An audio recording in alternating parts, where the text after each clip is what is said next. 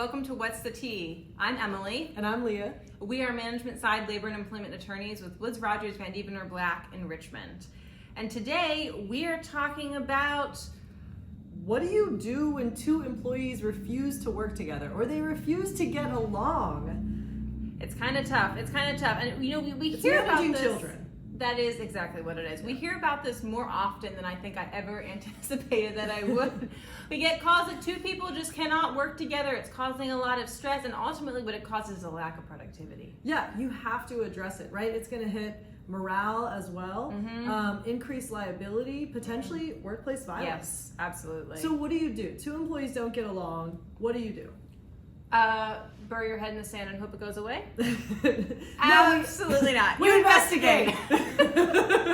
You have to talk to not just the employees, but definitely talk to both of them. Don't assume just because someone came to you first that what they're telling you is the gospel truth. That used to be the problem growing up in my household. Whatever sibling got to the parent first. Yes, they were the right one, and the other one was punished. So yeah, so don't assume that what you're hearing is absolutely true. Talk to them. Talk to other coworkers who have been around and observed it, and definitely talk to the managers of the parties involved as well. Yeah, and if after investigating, this is not something that involves, sexual harassment or unlawful retaliation, and it's really just two employees who maybe have a difference of opinion, or one feels like the other one is not pulling their weight, like simply disagreements among employees that have no additional legal bearing, you still have to address it. And so one thing you can do is have an employee mediation. Yeah, these aren't always very common because they can be kind of time consuming for employers.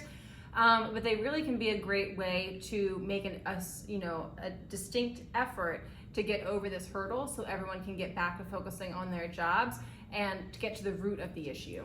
And it's not overly complicated, right? You get both employees in a room. You lay down some ground rules, okay? And maybe HR is doing it, some neutral person, not their manager. Usually it could be a separate manager from another department, or HR is laying down some ground rules that basically we're going to be professional in here. Yeah, no throwing chairs, no screaming, no yelling, no thumping on the table. All examples of real things that have happened. Oh yes, we had a client tell us that an employee said in a mediation, well, you know who holds the power. So maintain professionalism. We want employees to know that what happens in this mediation is conduct that you could ultimately be disciplined for. Absolutely. And that lay out the fact that if we cannot resolve this, then potentially they won't be working here anymore, right? That just encourages them that we need to resolve this because you don't want to get to those issues of liability, low productivity, employee morale. And make sure you know that this is not off the record. So you want to take documented notes, because if we do end up having to terminate someone involved in this, then the documentation from that mediation is going to be an exhibit, okay? So while it's confidential for your workplace, it's not confidential outside of that. So make sure you're taking good notes. And if ultimately an employee refuses and says, I'm still not going to work with Emily, after all that, what do? It might be time then to say goodbye and say, well, we've made a lot of good faith efforts to work with you, but if you're not going to work with us on this one, then ultimately they're going to have to part ways. So keep mediations in mind the next time that you have employees bumping heads.